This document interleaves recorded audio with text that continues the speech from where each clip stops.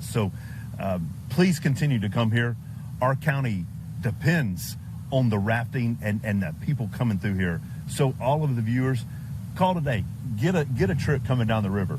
Come see how fun this place is and support this economy. Just once real quickly, I just want to again commend everyone. This is like a miniature version of any disaster such as Helene. You've got the three aspects of it. You got the response, the rescue, and the recovery. And last night's response and rescue was everybody springing into action together. It was our county EMA, our emergency responders, TDOT, and all the folks, the engineers, and all the folks that were already working on this road just sprang into action. And that is why, thankfully, we were able to say today that we have everyone who is impacted by this. It was on the road in the home that was flooded. We've got everyone is accounted for. We have no injuries, no casualties, and everybody's okay, and even the pets were saved. So we want to say that thank everybody who had a part in that. And then moving forward, we're going to have that same spirit of teamwork and cooperation in the recovery phase. And again, just as everyone here said, we're hoping in 2 weeks, but however long that takes, we stand ready to help, and we are so grateful for the help from the state and the governor's administration. And just as a Representative Faison also said, the rafting is back up and running. We're hoping to make that better and enhance that as we go along. But we were down talking to the president of the Rafters Association today, and we're on site at one of the rafting companies, and they're up and running. The crowds are having fun. They're doing great. So absolutely, this is a setback. This is not a defeat. And as Senator Sutherland said, we are a resilient and resourceful people, and we are putting that into practice, and that's not going to change, and we are going to come out of this stronger than we went in no matter what. Thank you. All right, we'll take a few questions if anybody has any, and then we'll get back to work. Anybody? Yes, just how big of a miracle is it that there's no injuries, everyone's accounted, and everyone was able to walk out safe? Well, anytime you have something of this nature happen, which is obviously a force of nature, then when you come out of it with no injuries, we are very blessed and fortunate to be able to get through that. And so we're just happy about that. But much of it is due, as has already been said, to our first responders. The people in this community responded immediately. People were out here helping each other, and our workforce out here was helping those that were immediately impacted as part of this. And so we're thankful and grateful that everybody did come out okay. Yeah. Does this change the engineering of any of the work that was going on post-Helene?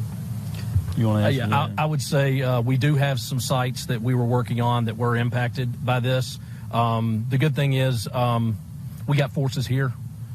We've had forces here since Helene.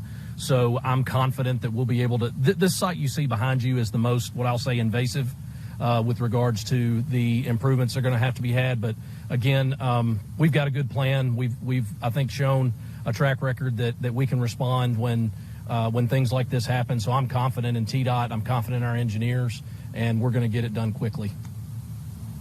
What caused the rock slide? Well, we're still piecing that together, but the long and short of it is that's a lot of water in a very short period of time.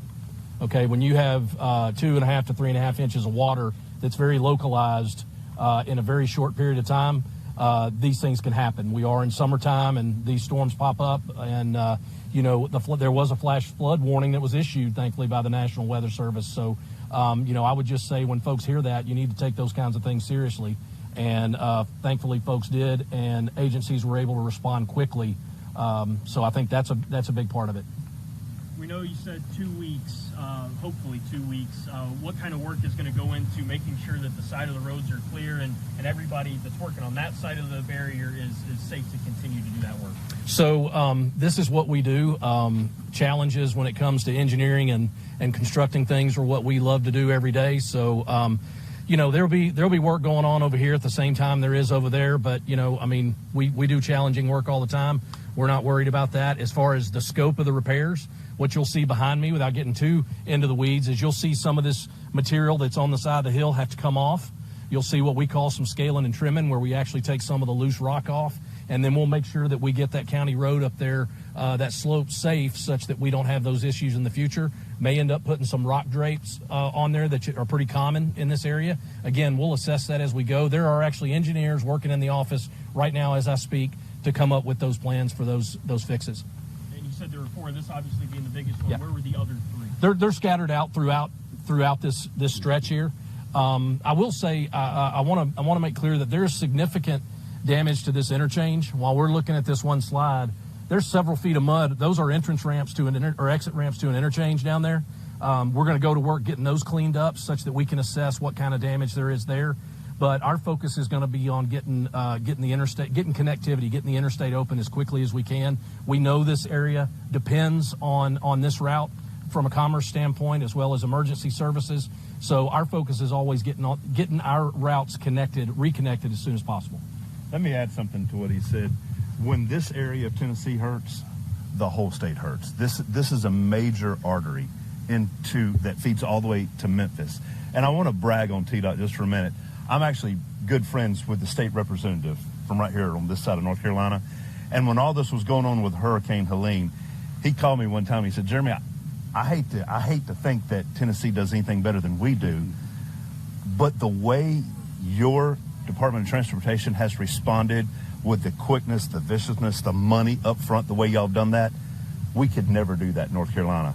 And I've looked and seen other states that don't have the capacity to answer with this quickness. With less than 24 hours, our guys are here. We're already working on it. We've got engineers part of it. Blaylock and Jones are already doing the work.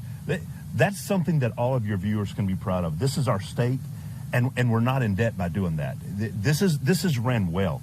And we've got a great commissioner that we're going to miss one day. He's announced his retirement. We're going to miss him. And but TDOT has ran well, and we benefit from how they run this state and our highways. Y'all mentioned that you had had funds available. Do you have an estimate of the cost? I know it's so early. Yeah, it is early. Do you want to answer that, Commissioner? You go ahead. So right now, we think we're in the $500,000 range with where we are. But again, I want to say, depending on what we find when we uncover this interchange, that could change. Unfortunately, we have a little bit of experience here lately with what these types of repairs cost. So we have some pretty good information on that. But that's where we're thinking right now, somewhere around $500,000. And the reason that's so important for a state like Tennessee to have that money is we're not dependent on another federal agency for us to go to work. We can go to work right now, and that makes a big difference in getting connectivity restored quickly. Which was the big difference that they experienced there in North Carolina, and that because the action that was taken on part of the legislature to give TDOT dollars before we had these kind of incidents so that we could react immediately and not have to wait on the federal government to come in and bail us out. So we were able to get to work immediately and put these dollars to work and get this work done. And so that's the important difference between that. For any of the elected officials here, knowing we're 7-8 months removed from Helene, the initial disaster, seeing this happen again, what was kind of going through your all's heads, hearing that this same area was once again being impacted by flash floods and devastating slides? Mayor? When you first get the report, obviously we're still in trauma from we still got that ears are still ringing from 8 months ago, and so when that first call went out, immediately it was like, oh no, not again. But then within a half a second later, that is okay, let's do this, and that's what we do.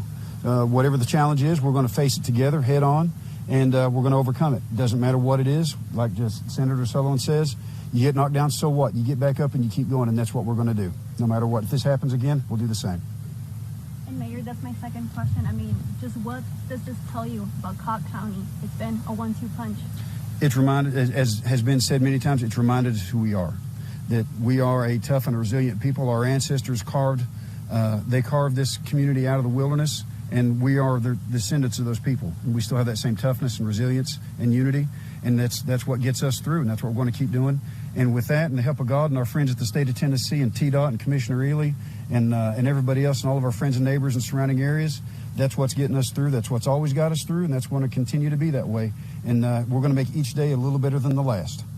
All right, we're going to go get to work, and we're not going to stop till we get this done. So thank you all for being here today. Thank you. Sorry. Thank you all. Thank you all. Hey. It was a good arm workout. This is just Way over here. Send Frank.